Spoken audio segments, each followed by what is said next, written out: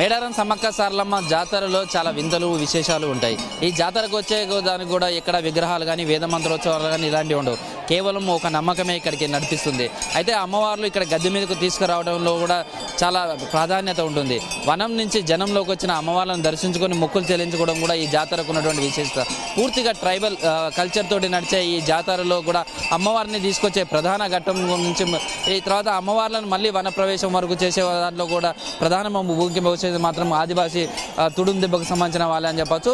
సారలమ్మను కన్నెపల్లి నుంచి తీసుకొచ్చిన క్రమంలో కావచ్చు, ఇటు చిలకల గట్టు నుంచి అమ్మ సమ్మక్కను తీసుకురావడం, ఇప్పుడు పగిడిద్దు రాజును తీసుకురావడం, ఇలా ప్రతి అంశాలను తీసుకొచ్చే క్రమంలో కూడా ఈ తుడుం దెబ్బకు సంబంధించిన వాళ్ళు ఆ పూజారులకు అండగా నిలవడం, వాళ్ళతో పాటు అమ్మవార్లను తీసుకొచ్చే క్రమంలో కూడా వీరు సేవలు అందిస్తుంటారు. అంటే చెప్పండి, అంటే ఈ మేడారం జాతరలో మీరు ఎలాంటి సేవలు అందిస్తుంటారు?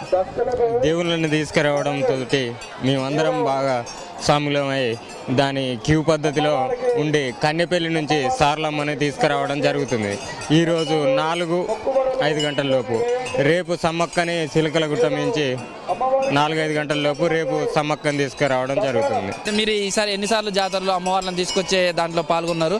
అమ్మవార్లను తీసుకొచ్చేటప్పుడు ఆ కన్నెపల్లిల దగ్గర కావచ్చు, ఈరోజు రేపు సమ్మక్కని తీసుకొచ్చే చిలకలగుట్ట దగ్గర ఎలా తీసుకొస్తున్నారు? అసలు మేమంతా లైన్గా ఉంటాం, ఒకరు చేయి ఒకరు పట్టుకుని పెద్ద లైన్గా ఉండి భక్తులు వచ్చి సమ్మక్కని కలవడానికి కానీ సారలమ్మని కలవడానికి కానీ అందరూ పైకి వస్తుంటారు. కాబట్టి మేమంతా ఒక 500-600 మంది ఉంటాము. అంతా కలిసికట్టుగా ఉండి భక్తులకు ఏమి ఇబ్బంది జరగకుండా ఇక్కడ పూజారులకు కానీ వాళ్ళకి ఏమిలాంటి ఇబ్బందులు రాకుండా చక్కగా లైన్ ఉండి తీసుకొని వస్తున్నాం.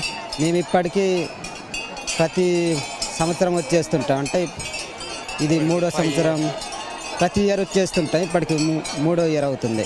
కాలేజ్ తరపు నుంచి వచ్చాము.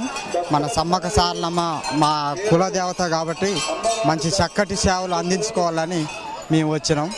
ఇంకా ఈరోజు మాత్రం సారలమ్మని చాలా ఉత్సాహంగా తీసుకురావడానికి సిద్ధంగా ఉన్నాం.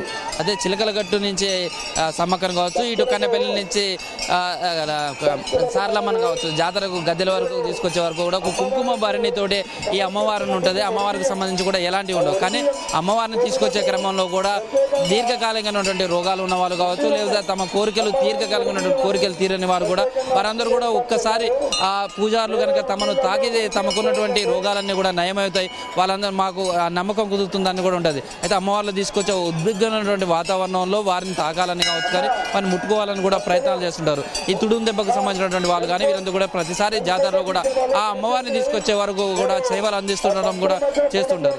కెమెరామెన్ దిలీప్ కుమార్తో కృష్ణమోహన్, విశిష్ట నుంచి మేడారం నుంచి.